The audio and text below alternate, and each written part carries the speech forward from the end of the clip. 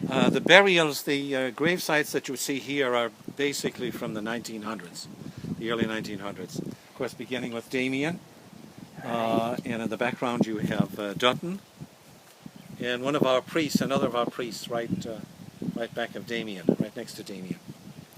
Oh, and so Joseph... He would have been a few years younger, but did not overlap it here. He must have come some years later.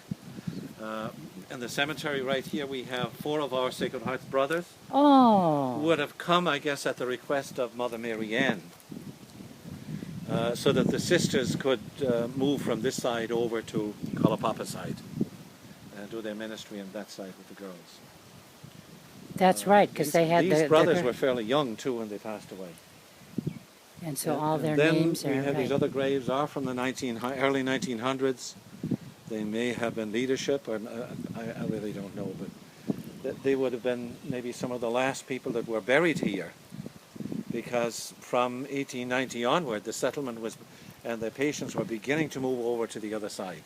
Oh. By 1932, the whole settlement was on the other side. I did not know that. Outside the wall here, and even outside that second wall, you would have had all kinds of burials here in Damien's time. That's where the burials would have been. And those walls we just said are black because that's lava rock. That's lava rock, yeah. Right. You know, most cemeteries are places of peace, but I want to tell you this is unique. And of course, here is the grave of Joseph Dutton, which we will be learning about on this trip, and his 44 years, half a lifetime, spent right here helping... Can we read that? Yes, helping in memory of Joseph Dutton, 1843 to 1931, R.I.P., rest in peace. Just in 4 years has labored amongst the lepers. That's what it says at the bottom.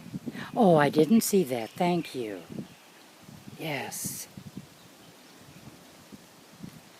An amazing man who was in the Civil War, affected greatly by the war. He married, had a difficult marriage, ended up having a very dissolute life. One day he came to his senses. This is in a nutshell, folks. You'll get the big story later. Came to his senses, realized that he'd not made any big contributions to society, he was harming himself, wanted to do some kind of penance, found out about Father Damien and Mother Mary Ann, and the rest is history. The history I'm going to tell you on my blog.